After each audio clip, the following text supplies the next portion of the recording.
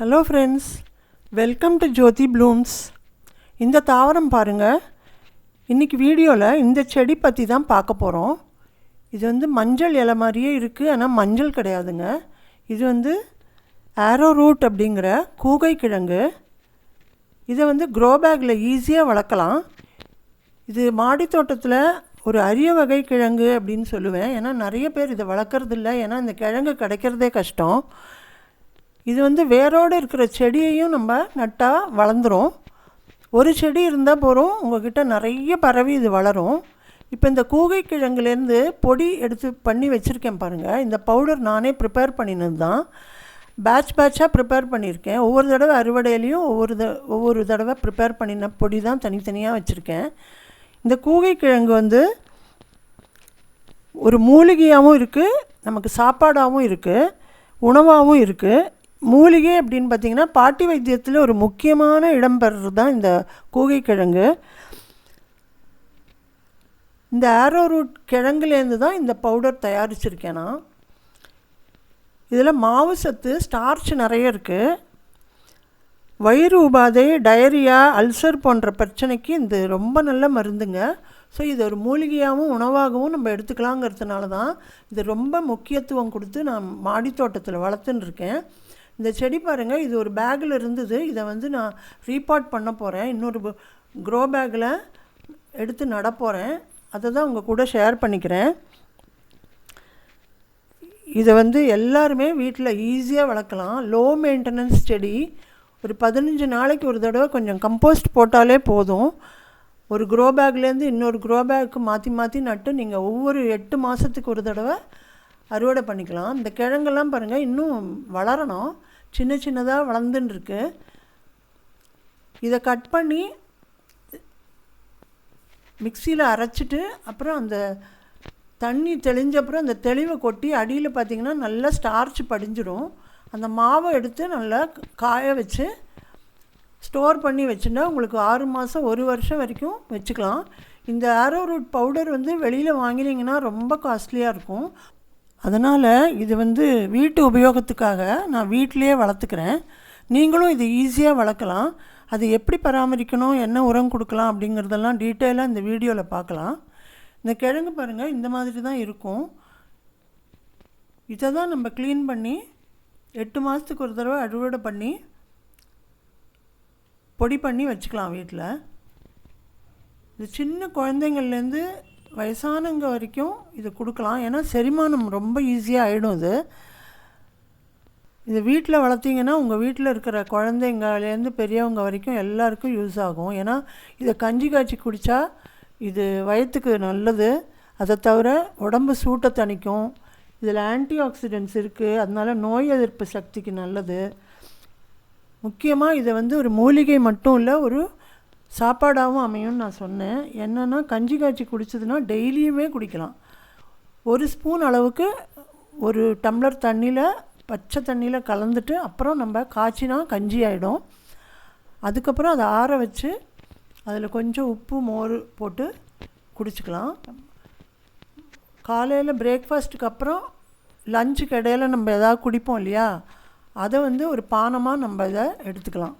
அப்போ உங்களுக்கு இதை குடித்தாலே கொஞ்சம் வயிறு ஃபுல்லான ஃபீலிங் கிடைக்கும்.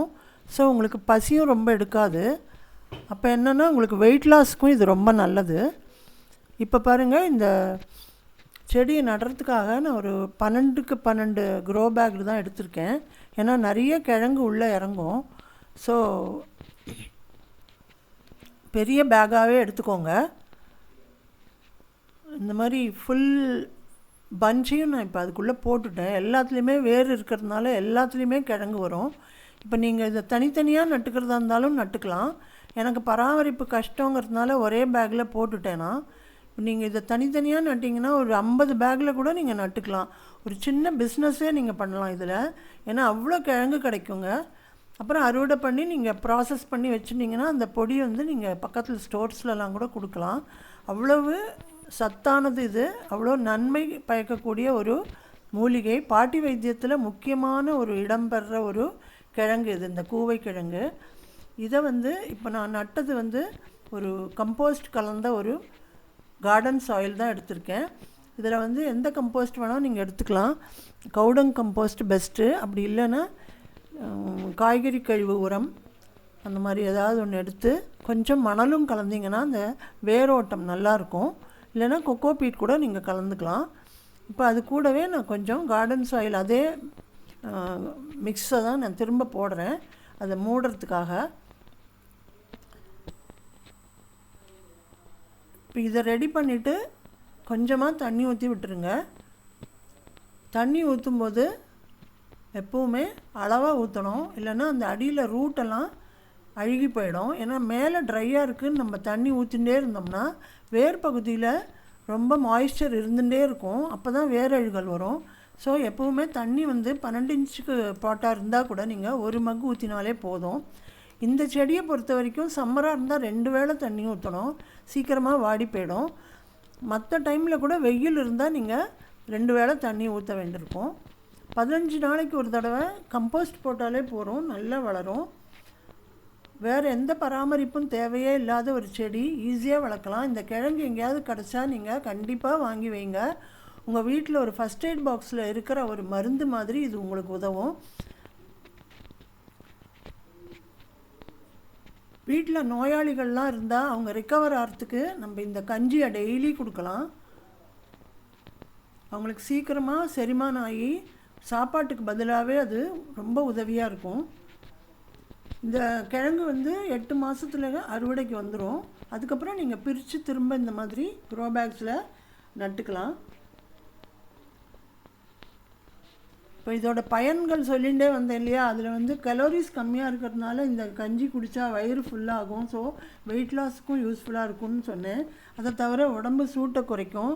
அப்புறம் முக்கியமாக ஃபேஸ் பேக் கூட போடலாங்க.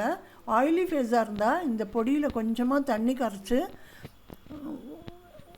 மிக்ஸ் பண்ணி முகத்தில் ஃபேஸ் பேக்காக போட்டிங்கன்னா முகம் பளபளப்பாயிடும்.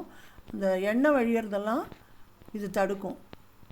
இதில் ஸ்டார்ச் தான் முக்கியமாக இருக்குது. ஸோ இது நல்ல ஒரு ஃபேஸ் பேக்காகவும் யூஸ் ஆகும். இந்த குளியல் பொடியிலெல்லாம் கூட இந்த கிழங்கை காய வச்சு பொடி பண்ணி அதில் கலந்துக்கலாம். ஸோ இந்த செடியை நீங்களும் வீட்டில் வளர்த்து பயனடையணும் அப்படிங்கிறதுக்கு தான் இந்த வீடியோ.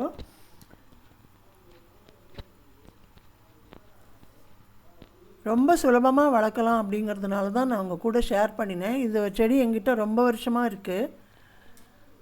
கண்டினியூஸாக அறுவடை பண்ணிகிட்டே இருக்கேன். நிறைய பொடி பேட்சாக ப்ரிப்பேர் பண்ணின்னு இருக்கேன். எல்லாருக்கும் தெரிஞ்சவங்களுக்கெல்லாம் கூட கொடுக்குறேன்.